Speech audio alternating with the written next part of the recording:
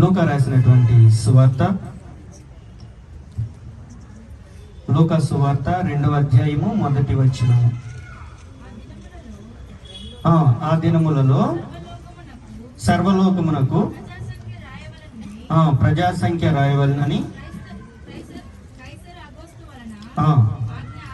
చాలు. తర్వాత 8వ వచనం నుండి కొన్ని వచనాలు.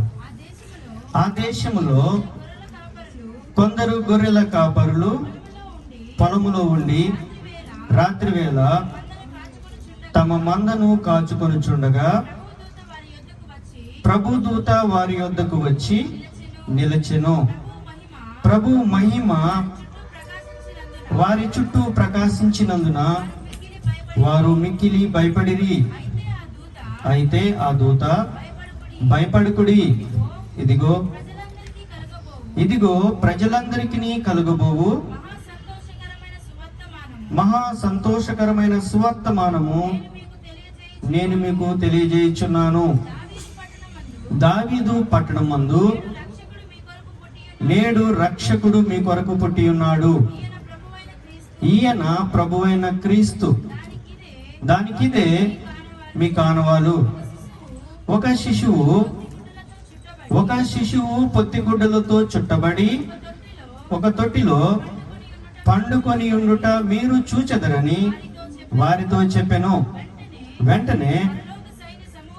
వెంటనే పరలోక సైన్య సమూహము ఆ దూతతో కూడా నుండి సర్వోన్నతమైన స్థలములలో దేవునికి మహిమయు ఆయనకిష్టులైన మనుషులకు భూమి మీద సమాధానము కలుగును గాక అని దేవుని స్తోత్రము చేయుచుండెను. చాలు. చూడండి, ఆ దేశంలో గొర్రెల కాపరులు పొలములో ఉండి తమ మందను కాచుకుంటా ఉన్నారు. ప్రభుదూత వారి యొద్దకు వచ్చి నిలిచెను. వారి యొద్దకు వచ్చి నిలవబడింది.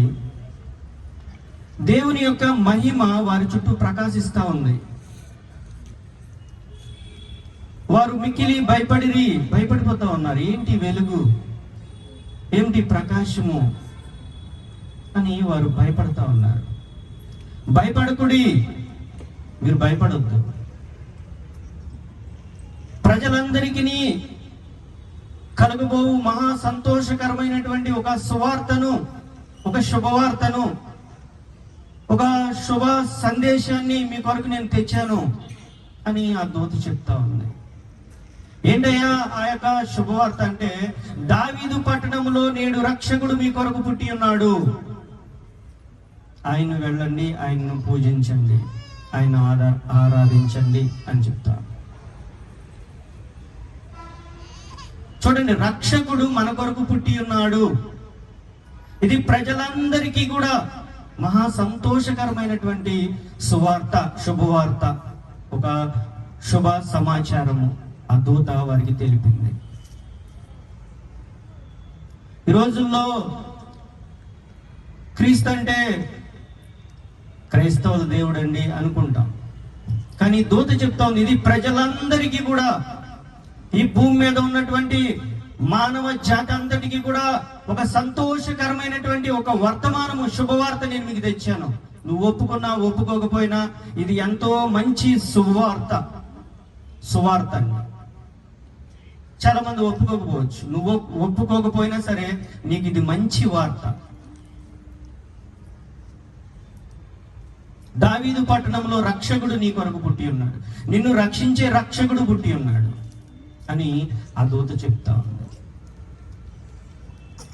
ఏమండి, రక్షణ, యేసు ప్రభు పుట్టాడు, మాకు రక్షణ తెచ్చాడు అని మనం మాట్లాడుతున్నాం కదా. మరి యేసు ప్రభుకు ముందు రక్షణ లేదా? యేసు ప్రభుకు ముందు ధర్మశాస్త్రం లేదా? యేసు ప్రభుకు ముందు దేవుడు లేరా? ఏమండి, లేరా? యేసు ప్రభు దేవుడని మనం చెప్తున్నాం. మరి యేసు ప్రభుకు ముందు దేవుడు లేడా? రక్షణ లేదా? దేవుని వాక్యము లేదా? లేదండి, ఉంది. దేవుడు ఉన్నాడు, దేవుని వాక్యం ఉంది, ధర్మశాస్త్రం ఉంది. కానీ దేవుడు చెప్పిన విధంగా బ్రతికి, దేవుని చెప్పిన విధంగా నడిచి నిత్య జీవానికి వెళ్ళే మానవుడు లేడు.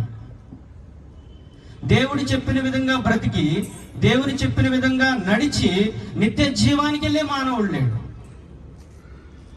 దేవుడు చెప్తా ఉన్నారు, అయ్యా నా మాటలు వినండి, నేను చెప్పిన విధంగా నడవండి, మీరు అలాగా నడిస్తే మీరు నిత్య జీవానికి వారసులు అవుతారు అని దేవుడు చెప్తా ఉంటే దేవుని మాట వినేవారు ఎవరూ లేరండి. దేవుడు తన ప్రవక్తలను పంపుతా ఉన్నారు, వారి ద్వారా మనందరికీ అనేకమైనటువంటి హెచ్చరికలు చేస్తా ఉన్నారు. కానీ ఆ హెచ్చరికలు మనలో ఎవరూ కూడా లెక్క చేయట్లేదు. దేవుడు చెప్తా ఉన్నారు, ఆకాశమా ఆలకించుము, భూమి చెవియగుము, నేను పిల్లలను పెంచి గొప్పవారిగా చేశాను, కానీ వారు నా మీదే తిరగబడుతున్నారు. ఎవడయ్యా దేవుడు? నేనే దేవుడిని. డబ్బే దేవుడు, అన్నమే దేవుడు. అన్నం దేవుడండి, డబ్బు దేవుడా? మనకున్నటువంటి జ్ఞానంతో దేవుణ్ణే మనం లెక్క చేయం. ఎవరయ్యా దేవుడు అంటాం. అందుకని దేవుడు చెప్తున్నారు, ఆకాశమా ఆలకించుము, నా మాటలు నువ్వు ఆలకిస్తున్నావు, భూమి కూడా వింటుంది, కానీ నేను పిల్లలు పెంచాను, వీరు నా బిడ్డలు, వీరు నా స్వరూపంలో ఉండాలి, నా స్వాధీనంలో ఉండాలి అని నేను నా చేతుల ద్వారా చేసుకున్నటువంటి నా బిడ్డలు ఏమంటున్నారంటే నా మీద తిరగబడుతున్నారు, నా మాట లెక్క చేయట్లేదు. చూడండి, ఏ మానవుని చూసినప్పటికీ కూడా అరికాలు నుండి నడినెత్తి వరకు ఏముంటుంది? విధేయత ఉంటుందా? ఏమంటే విధేయత ఉంటుందా? ఏ మానవుని చూసినప్పటికీ కూడా అరికాలు నుండి నడినెత్తి వరకు పాపమే. హృదయంలో పాపం, ఆలోచనలో పాపం, కంటి చూపులో పాపం, వినికిడిలో పాపం, ఏ విధంగా చూసినప్పటికీ పాపమే. పాపము పాపము పాపము పాపము వలన వచ్చు జీతము మరణం. ఏ మానవుడైనా సరే మరణానికే పాత్రుడైపోతా ఉన్నాడు. కానీ దేవుని ఉద్దేశం వేరు, జరుగుతున్న పరిస్థితులు వేరు. దేవుని వాక్యానికి లోబడి దేవుడు చెప్పిన విధంగా నడిచి నిత్య జీవానికి వెళ్ళేవారు లేరు.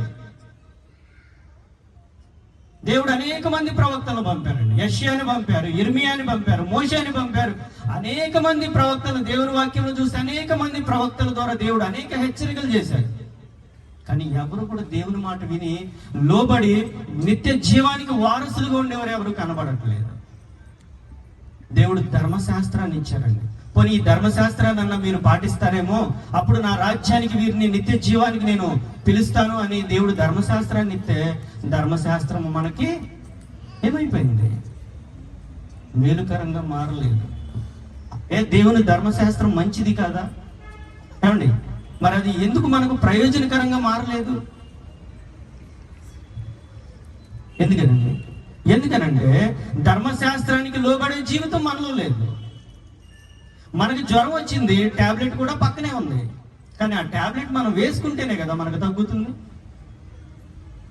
మందు మన దగ్గర ఉంది, మనకు వచ్చిన జబ్బుకి నయమయ్యే మందు మన దగ్గర ఉంది, కానీ మనం మందు వేసుకుంటామా? దేవుని వాక్యానికి లోబడతామా? దేవుడు చెప్పిన విధంగా బ్రతుకుతామా? బ్రతకం. మన జీవితానికి ఏది మేలుకరమో అది మనం చేయం. ఏం చేస్తామంటే మన ఇష్టానికి అనుకూలంగా మనం వెళ్ళిపోతాం.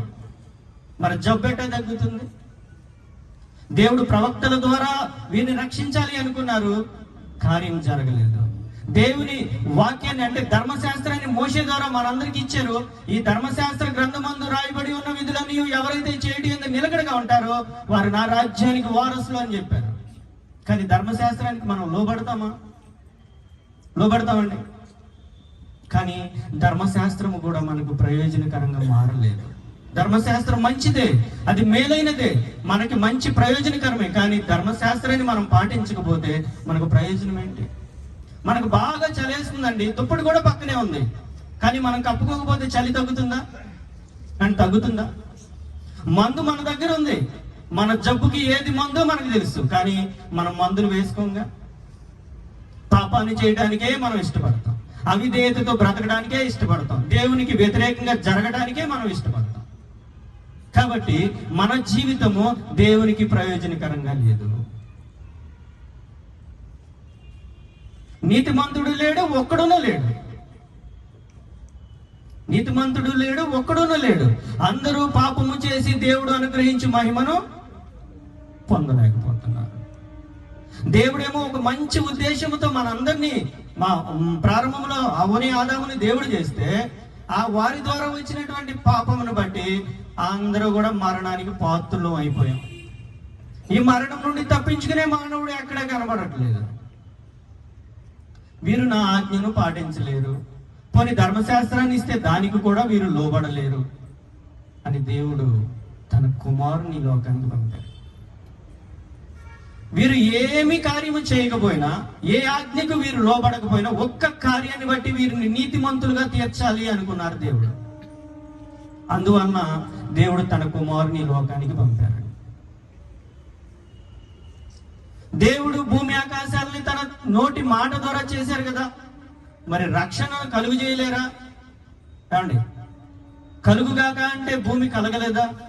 ఆకాశము కలుగుగాక అంటే ఆకాశము కలగలేదా? సూర్య చంద్ర నక్షత్రాదులను ఆయన నోటి మాట ద్వారా చేయలేదా?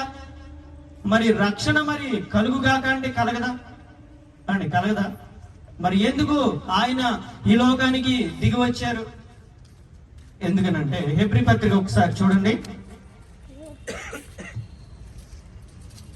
హెబ్రీయులకు రాసినటువంటి పత్రిక 2వ అధ్యాయము 14వ వచనం తీసారండి అందరూ. 201 కొత్త నిబంధన హెబ్రీయులకు రాసినటువంటి పత్రిక 2వ అధ్యాయము 14వ వచనం. కాబట్టి ఆ పిల్లలు రక్త మాంసములు గలవారైనందున ఆ ప్రకారమే మరణము యొక్క బలము గలవానిని, అనగా అపవాదిని మరణము ద్వారా నశింప చేయుటకును, జీవిత కాలమంతయు మరణ భయము చేత దాస్యమునకు లోబడిన వారిని విడిపించుటకును ఆయన కూడా రక్త మాంసములో పాలివాడిగా ఉన్నాడు. ఎందుకంట ఆ పిల్లలు రక్త మాంసములు గలవారైనందున. ఆ పిల్లలు అంటే ఎవరండి? ఎవరు ఆ పిల్లలు అంటే? ఎవరు? అమెరికా వాళ్ళ కదండి. భూమి మీద ఉన్నటువంటి ప్రతి మానవుడు కూడా రక్త మాంసములు కలిగి ఉన్నాడు. ఆ పిల్లలు అంటే మనమే. ఈ భూమి మీద ఉన్నటువంటి మనము రక్తము మాంసయుక్తమైన దేహముతో ఉండటాన్ని బట్టి, ఈ యొక్క దేహముతో ఉంటే మరణము మనల్ని బంధిస్తుంది, మరణము మనల్ని మృంగివేస్తా ఉంది. కాబట్టి ఆ పిల్లలు రక్త మాంసములు గలవారైనందున ఆ ప్రకారమే మరణము యొక్క బలము గలవాన్ని మనందరినీ కూడా మరణము బంధించింది. మరణం యొక్క బంధకాల నుంచి విడిపించాలంటే ఆయన కూడా రక్త మాంసములలో పాలిన వాడిగా ఈ లోకానికి వచ్చారండి. దేవుడు ఒక్క మాట ద్వారా అపవాదిని ఓడించగలరు. దేవుడు ఒకే ఒక్క మాట ద్వారా అపవాదిని ఓడించగలరు. కానీ దేవుని యొక్క ఉద్దేశం ఏంటి తెలుసా? మన ద్వారా అపవాదిని ఓడించాలని. నేను కాదు ఓడించేది, నా పిల్లలు ఓడిస్తారు నిన్ను. మరణాన్ని ఓడించాలి నా పిల్లలు. అపవాదిని మరణము ద్వారా నశింపజేయడానికి. అపవాది యొక్క బలం ఏంటండి? కొంచెం మంచిగా. అపవాది యొక్క బలం ఏంటండి? మరణం. ఏ మానవుడు కూడా మరణాన్ని తప్పించుకోలేకపోతున్నాడు.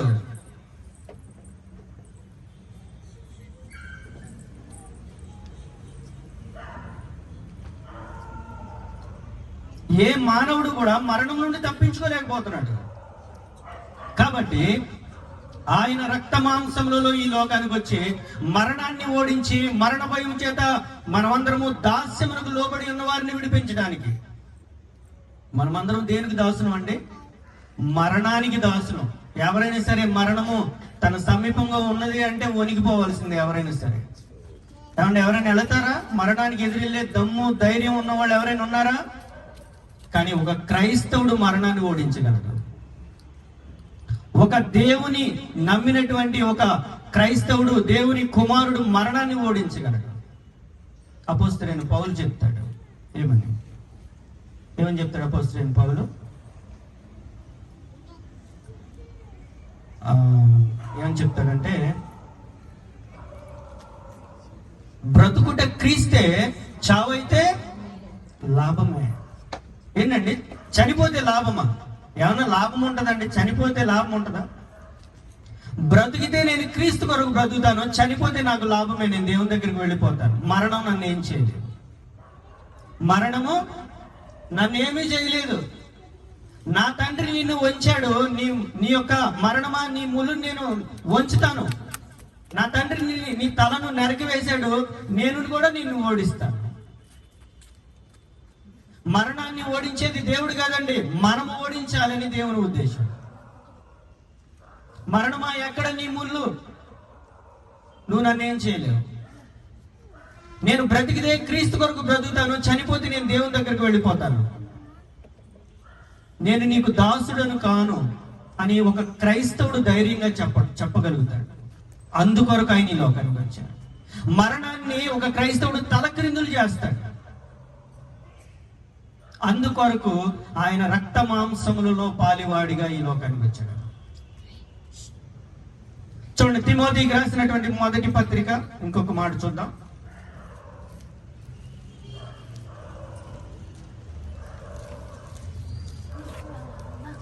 తీసారా? తిమోతికి రాసినటువంటి మొదటి పత్రిక 2వ అధ్యాయము 5వ వచనం చూడండి. తిమోతికి రాసినటువంటి మొదటి పత్రిక 2వ అధ్యాయము 5వ వచనం. దేవుడు ఒక్కడే, దేవునికి నరులకును మధ్యవర్తియు ఒక్కడే. ఆయన చూడండి, దేవుడు ఒక్కడే, దేవునికి నరులకుని మధ్యవర్తి కూడా ఒక్కడే. ఎవరండి ఆయన? క్రీస్తు యేసును నరుడు. ఈ వాక్యం ఏం చెప్తా ఉందంటే యేసు క్రీస్తు నరుడు అని చెప్తుంది. యోహాను సువార్తలో ఏముంటుందంటే ఆ వాక్యము శరీరధారి అయి కృపా సత్య సంపూర్ణుడిగా ఆయన మన మధ్యకు వచ్చెను అని ఉంటుంది. యెషయా గ్రంథంలో ఏలయనగా మనకు శిశువు పుట్టెను, మనకు కుమారుడు అనుగ్రహింపబడును, ఆయన భుజముల మీద రాజ్యభారముండును, ఆశ్చర్యకరుడు, ఆలోచనకర్త, బలవంతుడైన దేవుడు అని చెప్తుంది. అక్కడ యెషయా ఏం చెప్తాడంటే ఆయన బలవంతుడైన దేవుడు అని యెషయా గ్రంథం చెప్తుంది. యోహాను సువార్త అంటే వాక్యమే శరీరధారి అయి ఈ లోకానికి వచ్చారని చెప్తా ఉంది. కానీ ఈ తిమోతికి రాసినటువంటి పత్రికలో ఏం చెప్తుందంటే ఆయన నరుడు అని చెప్తుంది. ఆయన నరుడా దేవుడు అండి? ఎందుకు ఏంటండి? బైబిల్ 2 రకాలుగా చెప్తుంది. ఒక చోటేమో దేవుడు అంటుంది, ఒక చోటేమో నరుడు అంటుంది. ఆయన సంపూర్ణమైన మానవుడు, ఆయన సంపూర్ణమైన దేవుడు. ఆయనలో 2 రకాలైనటువంటి గుణ లక్షణాలు ఉన్నాయి. ఎందుకనంటే నిన్ను పరలోకంలో కూర్చోబెట్టాలంటే అక్కడ వారసత్వం కలిగి ఉండాలి ఆయనకి.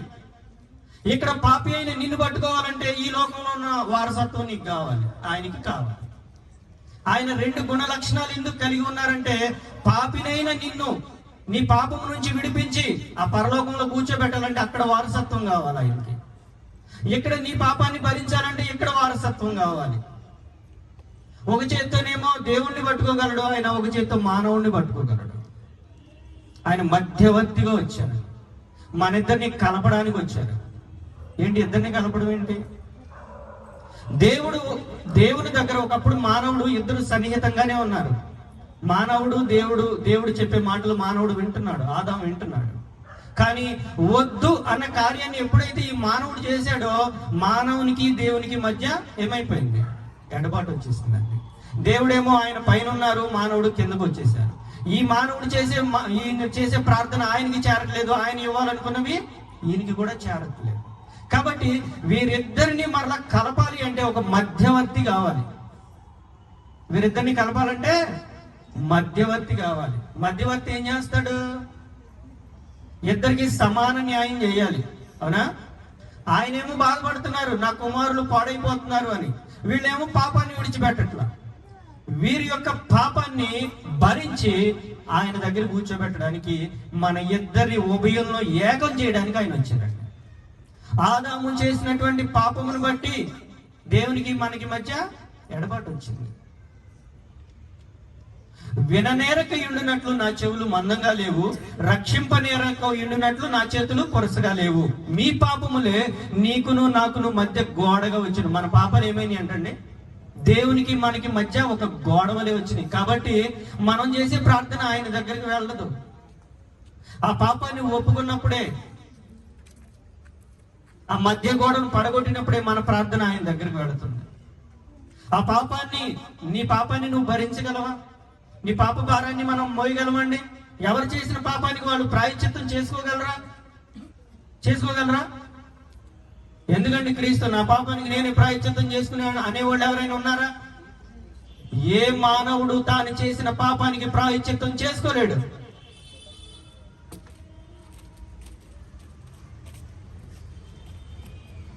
జీవజల ప్రవాహాల్లో ఒక శ్లోకం ఉంటుంది, ప్రజాప్రతిద్వేవ్యానాత్మానం యజ్ఞం కృత్యం ప్రాయశ్చిత్తం అని ఉంటుంది. ప్రజాప్రతి యజ్ఞముగా రావాలి. ప్రజలను ఎవరైతే సృష్టించారో, ప్రజలను ఎవరైతే తయారు చేశారో ఆయన యజ్ఞముగా ఈ లోకానికి రావాలి. కృత్యం ప్రాయశ్చిత్తం, మనందరి పాపాల నిమిత్తము ఆయన ప్రాణం పెట్టాలి. సర్వలోక పాప పరిహారే రక్త ప్రోక్షణం అవశ్యం, తద్రక్తం పరమాత్మేన పుణ్యదాన బలియాగం అని ఉంటుంది మరొక చోట. సర్వలోకము యొక్క పాపము పరిహరింపబడాలంటే, మనందరి యొక్క పాపము పరిహరింపబడాలంటే రక్తము చిందించాలి. తద్రక్తం, ఆ రక్తము పరమాత్ముడిదే ఉండాలి. పుణ్యదాన బలియాగం, పుణ్యముగా దానముగా ఉచితంగా నీ కొరకు రక్తాన్ని చిందించాలి. ఎవరు చిందించాలి మన కొరకు రక్తాన్ని? చూడండి, మన ఇళ్ళ కాడ కోడేళ్ళు కోసేస్తాం, పొట్టేళ్ళను బలి ఇచ్చేస్తాం. ఇస్తారా? కోడి కోసుకున్న వాళ్ళు ఉన్నారా ఇంటి ముందు? హెబ్రీ పత్రిక ఏం చెప్తుంది తెలుసా? ఎడ్ల యొక్క రక్తము, మేకల యొక్క రక్తము, పొట్టేళ్ల యొక్క రక్తము పాపము తీసివేయట అసాధ్యము. కోడెలు కోసినంత మాత్రాన్ని, రక్తం చిందించినంత మాత్రాన్ని మీ పాపము పరిహరింపబడదు. పరిశుద్ధ రక్తం కావాలి, పరలోకం నుండి దిగి రావాలి. ఆ రక్తము మన పాపానికి ప్రాయశ్చిత్తంగా ఉంటుంది. కాబట్టి ఇంకొక మాట, మొదటి యోహాను రాసిన పత్రిక చూడండి. యోహాను రాసినటువంటి మొదటి పత్రిక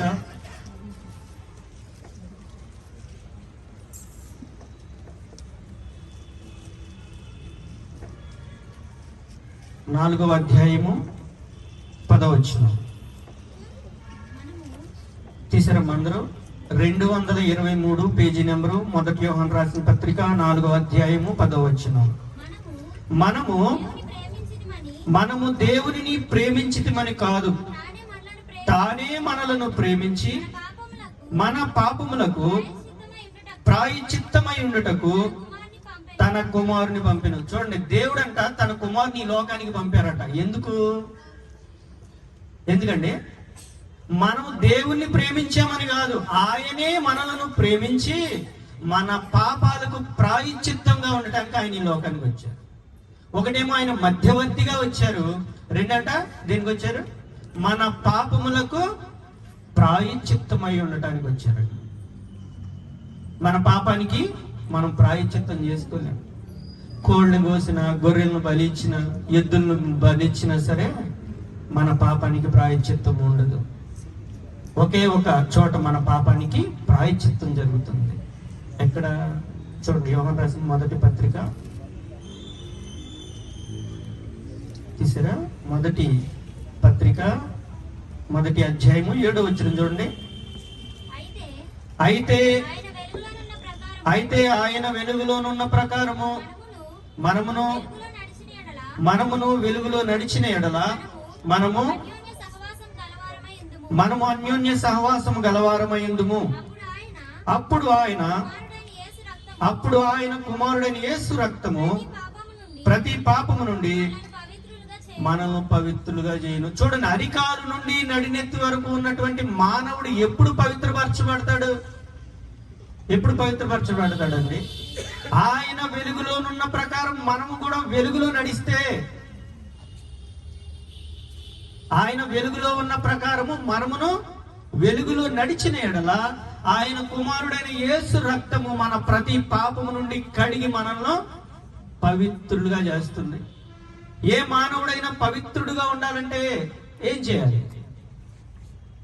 ఆయన కుమారుని ఒప్పుకోవాలండి. చివరిగా యోహాను రాసిన సువార్త చూడండి. యోహాను సువార్త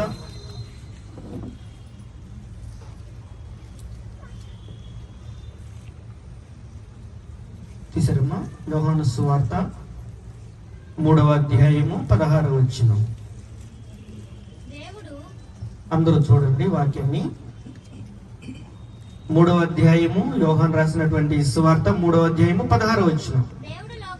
దేవుడు లోకమును ఎంతో ప్రేమించెను కాగా